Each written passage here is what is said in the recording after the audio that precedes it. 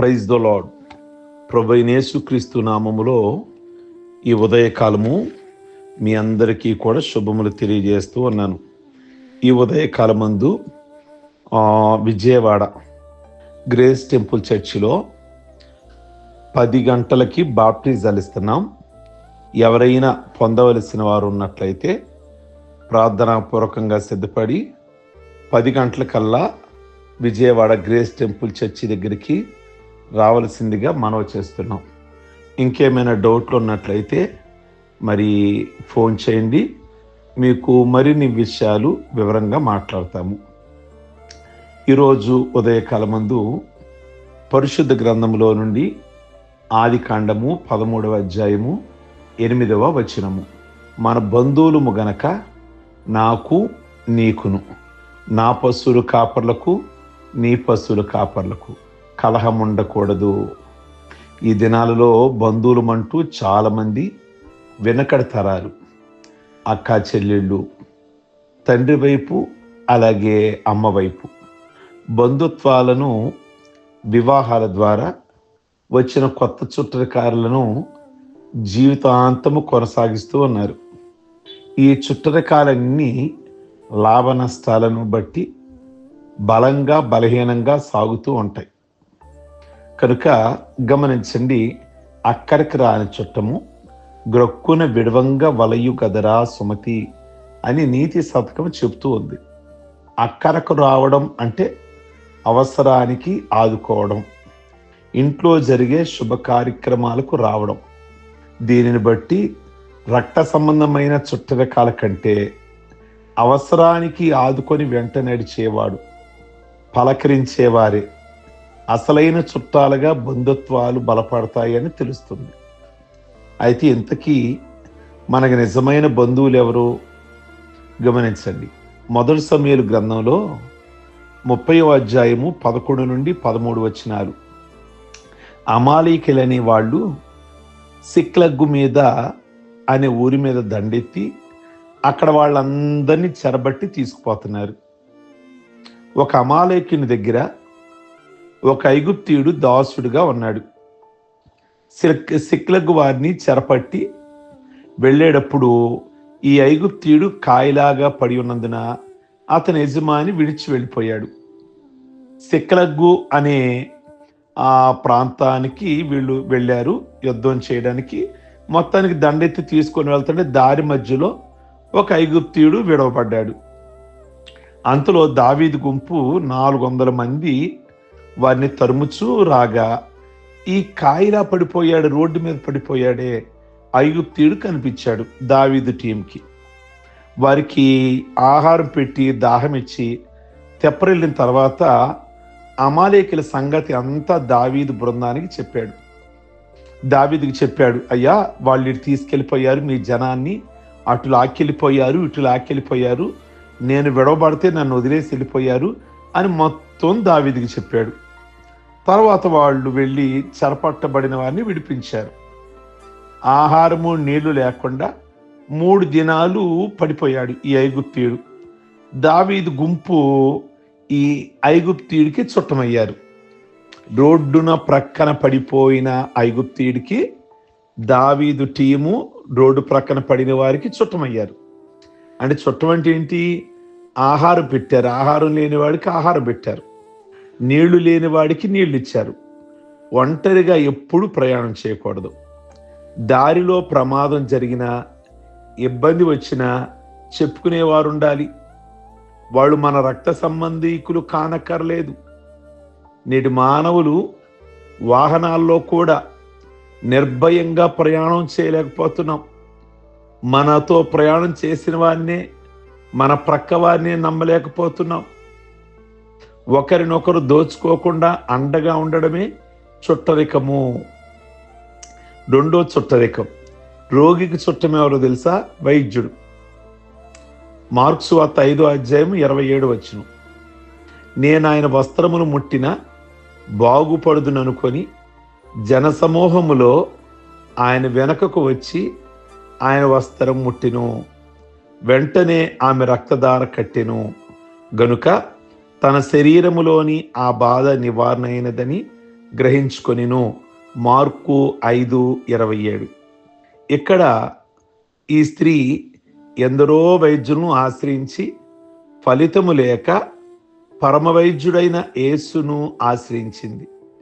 వెంటనే ఆమెకు స్వస్థత, విడుదల కలిగింది. ఇప్పుడు ఈ రోగికి చుట్టం యేసయ్య. మనకి ఏ రోగం వచ్చినా సొంత చుట్టం కంటే ముందు గుర్తుకు వచ్చేది వైద్యుడే.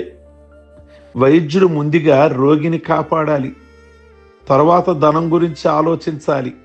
ఇతరులకు వైద్యులు అలా ఉండేవాళ్ళు. ధనము కంటే కూడా ఆ రోగిని బాగు చేయాలి అన్న ఆతృత వాళ్ళు ఉండేది. ధనముంటేనే వైద్యం అనే వైద్యుడు సాటి మానవుకి నిజమైన చుట్టం కాదు. అందుకనే యోబు అంటాడు, మీరందరూ పనికి మాలిన వైద్యులు అంటాడు. యోబు గ్రంథం 13:4. యేసు ఆ స్త్రీకి బంధు విమోచకుడయ్యాడు. యేసు వంటి ప్రియ బంధువు నాకిక ఎక్కడనూ లేడు అన్నాడు పురుషోత్తం చౌదరి గారు. ఆ పరమ వైద్యుడైన యేసు మన ప్రియ బంధు. ప్రియ దేవుని బిడ్డలారా, యేసయ్యే మనకు ప్రియ బంధువు. ఎందుకంటే ఆయనే మనకు మంచి వైద్యుడు గనక. భర్తకు చుట్టం భార్య. సుబుద్ధి గల భార్య యెహోవా యొక్క దానము. సామెతల గ్రంథం 19:14. మళ్ళున్న మాన్యాలున్న ప్రక్కన భార్య ఉండాలి.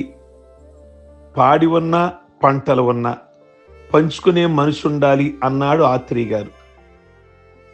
కనుక ప్రతి దేవుణ్ణి మురిపించే వలపుల వీణ, జీవితమే పండించు నవ్వుల వాన, కష్టసుఖాలలో తోడు నీడగా తల్లిని మరిపించే ఇల్లాలి ఆదరణ మగువేగా, మగవానికి మధుర భావన అన్నాడు మరి ఒక కవి.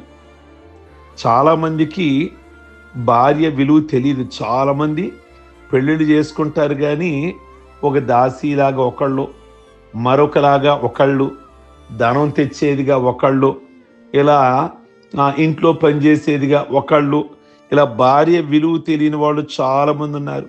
అందుకే చాలా కుటుంబాలు అస్తవ్యస్తంగా దిగజారిపోతున్నాయి. ఒక కవి అంటాడు, భర్త తినేసిన విస్తరాకు వంటివాడు, దానిపై బరువు వంటిది భార్య. బరువు లేకపోతే ఆకు ఎగిరిపోతుంది, స్థిరముగా ఉండదు. అలాగే భార్య లేకపోతే మగవాడు స్థిరత్వాన్ని కోల్పోతాడు. మగవాడు దారి తప్పకుండా సక్ర ప్రవర్తనలో ఉంచే దైవమే భార్య అన్నారు. ఇక రెండోది, భార్య దొరికిన వానికి మేలు దొరికెను. ఈ దినాల్లో చాలామంది భార్యలు తమ పురుషులకు మేలుగా ఉండకుండా తేలులాగా ఉంటున్నారు. తేలు కుట్టింది అంటే 24 గంటలు ఆ బాధల్లో అల్లాడవలసిందే. అలాగే కొంతమంది స్త్రీలు తమ యజమానులకు తలకొరివిగా తయారవుతున్నారు.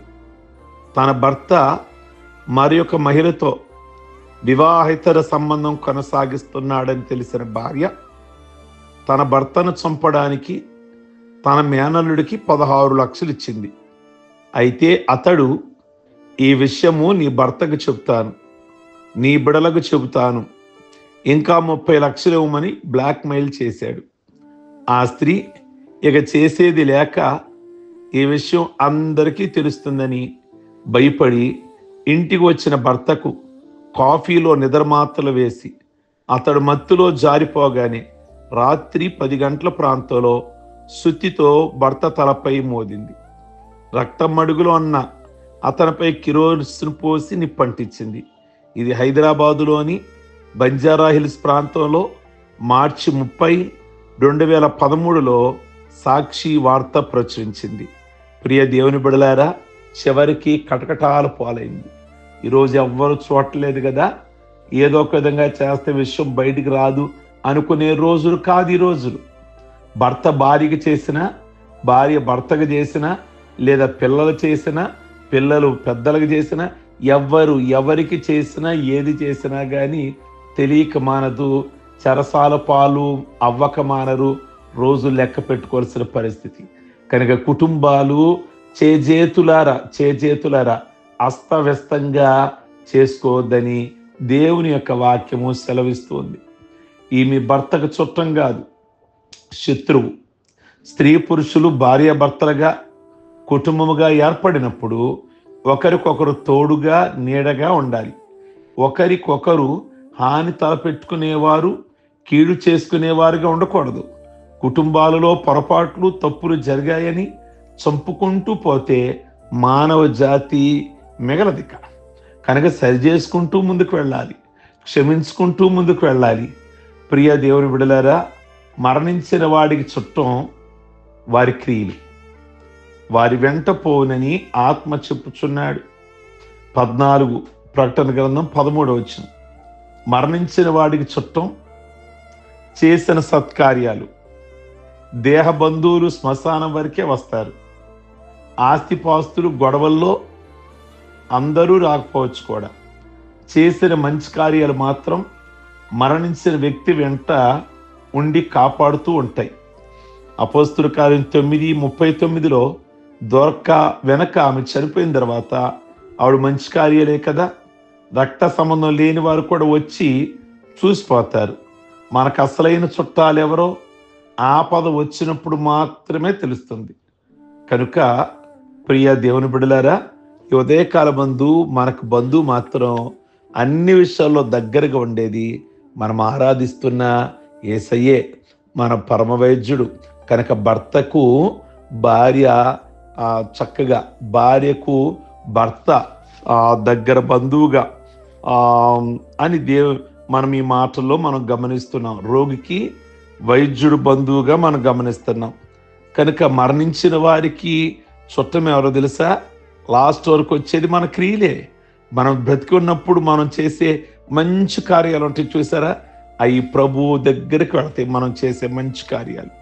కనుక మనకు మంచి బంధువు యేసుక్రీస్తుని మనం కలిగి జీవిద్దాం. సర్వశక్తి కలిగిన ప్రభువా, మీకు వందనాలు. ఈ ఉదయకాలమందు మీరు మాకు మంచి బంధువుగా, భార్యకు భర్త బంధువుగా, భర్తకు భార్య బంధువుగా, అలాగే దారి పోయే వారికి పక్కన బాటసారే బంధువుగా, చనిపోతే మా క్రియలే బంధువుగా మా వెనక వచ్చేది. కనుక ఇది గమనించి సమాజంలో మేము ఎలా ఉండాలో, కుటుంబంలో ఎలా మెసులుకోవాలో మీరు మాతో మాట్లాడారు. ఈ మాటలు సమాజపరంగా, కుటుంబపరంగా, ఆత్మీయపరంగా మాకు దీవెనకరంగా ఉంచి ఈ ఉదయకాలం ముందు పెళ్లి రోజులు, పుట్టినరోజులు, రక్షణ పొందిన రోజులు చేసుకుంటున్న బిడ్డలందరినీ దీవించి ఆశీర్వదించండి ప్రభువా. వారి వారి కుటుంబ సమస్యలన్నీ కూడా విడిపించండి.